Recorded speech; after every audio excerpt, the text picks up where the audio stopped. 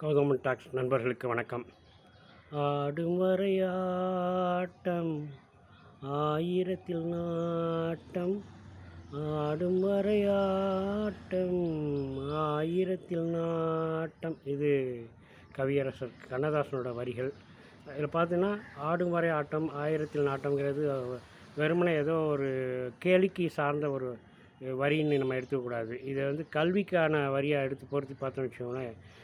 கல்வி கற்பது அப்படிங்கிறது ஒரு தொடர்ச்சியான செயல்பாடாக இருக்கணும். ஒரு காலத்தில் பார்த்தோன்னா எஜுகேட்டட் அன்எஜுகேட்டட், கல்வி கற்றவர்கள் கல்வி கற்காதவர்கள்ங்கிறத பள்ளிக்கூடம் போய் பாடம் படித்தவங்களுக்கும் பள்ளிக்கூடம் போகாதவங்களுக்குமான ஒரு வேறுபாடாக நம்ம பார்த்துக்கிட்டு இருந்தோம். அதே இது பார்த்திங்கன்னா அடுத்தடுத்த தலைமுறைகள் வர்றப்போ நீங்கள் பள்ளி படிப்பு முடிச்சிருப்பீங்க அல்லது கல்லூரிக்கு கூட போயிருப்பீங்க. இருந்தாலும் அதுக்கடுத்து நீங்கள் தொடர்ச்சியாக அவங்கள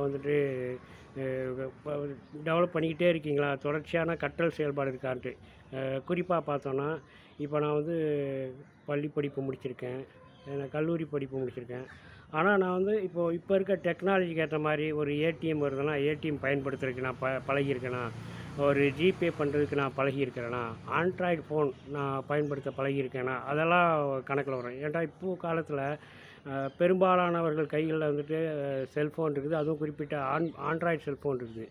ஆனாலும் இப்போவும் ஆண்ட்ராய்டு செல்ஃபோன் இல்லாமல் பழைய பட்டன் செல் யூஸ் பண்ணுற வர்க்கமும் இருக்கத்தான் செய்கிறாங்க. அதே போல் செல்ஃபோனே இல்லாமல் புழங்கக்கூடியவர்களும் மனிதர்களும் இருக்கத்தான் செய்கிறாங்க. எல்லாருமே மனிதர்கள் தான், எல்லாருமே நம்மளோட தான் இயங்கிக்கிட்டு இருக்கிறாங்க. ஆனால் அவங்கள நம்ம என்ன பார்க்கணும், ஐயோ அவங்களுக்குன்னு ஆண்ட்ராய்டு ஃபோன் கூட யூஸ் பண்ண தெரியாதா, ஒரு செல்ஃபோனை யூஸ் பண்ண தெரியாதா, உங்களுக்கு ஏடிஎம் ஏன்டா ஏடிஎம் சென்டருக்கு நாம் இப்போ ரெகுலராக போய் பார்த்தோன்னா யாரோ ஒருத்தர் நம்ம அப்பா வயசில் அம்மா வயசில் இருப்பாங்க. இந்த கார்டை போட்டு கொடுங்க தம்பி, இந்த மாதிரி ரூபா எடுத்து கொடுங்க தம்பி அப்படின்ட்டு நம்மகிட்டே நம்மளோட நம்பிக்கையோடு நம்மகிட்ட அந்த பின் நம்பரையும் சொல்லி அதை போட்டு தர சொல்லுவாங்க.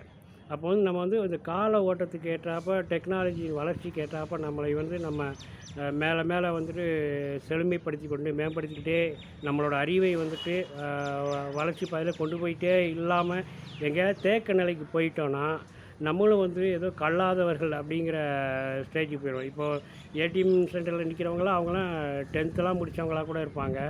ஆனாலும் அவங்களுக்கு அந்த ஏடிஎம் டெக்னாலஜியில் போயிட்டு அது கேட்குறதுக்கெலாம் நம்ம பதில் சொல்லிட்டு இருக்கிறதுல அவங்களுக்கு அந்த தயக்கத்தில் இருக்கிறாங்க. ஏன்டா இப்போ நம்ம காலத்தில் பார்த்துப்போம், பேங்க்கில் சலான் ஃபில் பண்ண தெரியாமல் இருப்பாங்க நிறையா பேர்.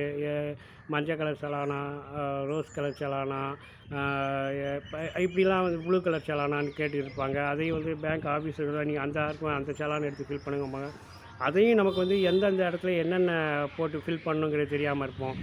இது காலங்காலமாக இருக்கக்கூடியது. அப்போ நம்ம எல்லா துறைகளிலும் நம்மளுடைய கல்வியை ஒரு அறிவு செயல்பாட்டை வளர்த்துக்கிட்டே இருக்கணும். அப்படி வளர்த்துக்காத பட்சத்தில் நம்ம தேக்க நிலைக்கு வந்துட்டோனாலே அந்த அன்எஜுகேட்டடுங்கிற ரேஞ்சுக்கு போயிடுவோம். ஒன்றும் இல்லைங்க, இப்போது வீடுகளில் சீரியல் பார்த்துக்கிட்டு இருந்தாங்க டிவியில்.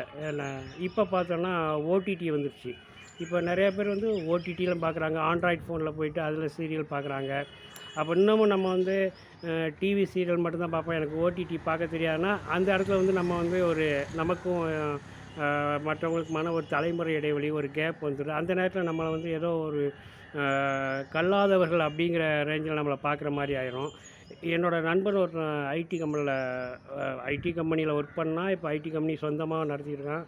அவன்கிட்ட வேணால் பேசிகிட்டு இருக்கப்போ சொன்னப்போ நான் இப்போது லேர்ன் பண்ணிக்கிட்டே தான் இருக்கிறேன், சாஃப்ட்வேர் லேர்ன் பண்ணிக்கிட்டே இருந்தால் தான் என்னால் இந்த ஃபீல்டை ஒரு நிறுவனராகவும் என்னால் தொடர்ந்து செயல்பட முடியும். ஏன்டா இப்போ எனக்கு கீழே வேலை பார்க்குறவங்களுக்குலாம் நான் ஒரு ஒர்க்கு கொடுக்கணும், அந்த ஒர்க்கு கரெக்டாக பண்ணுறாங்களா எல்லாம் பார்க்கணும். அப்படிங்கிறப்ப எனக்கு அந்த இதில் நாலேஜ் இருக்கும். அப்படிங்கிறப்ப நான் இப்போ வரைக்கும் டெய்லி நான் லேர்ன் பண்ணிக்கிட்டே தான் இருக்கிறேன் அப்படின்னு சொல்கிறப்ப நமக்குலாம் ஆச்சரியமாக இருக்குது.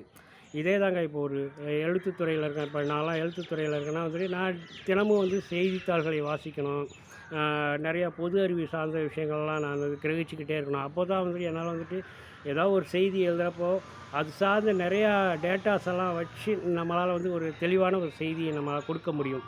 ஆக ஒரு கற்றல்ங்கிறத ஒரு இதோட நான் நிறுத்திப்பேன், இதுக்கு மேலே எனக்கு தேவையில்லை நினைக்கிறேன். நம்ம கலைஞர் எடுத்துக்கோங்க. கலைஞர் வந்து அந்த காலத்தில் முரசொலியில் தொண்டர்களுக்கு தினமும் கைப்பட பேனால கடிதம் எழுதிக்கிருந்தவர்.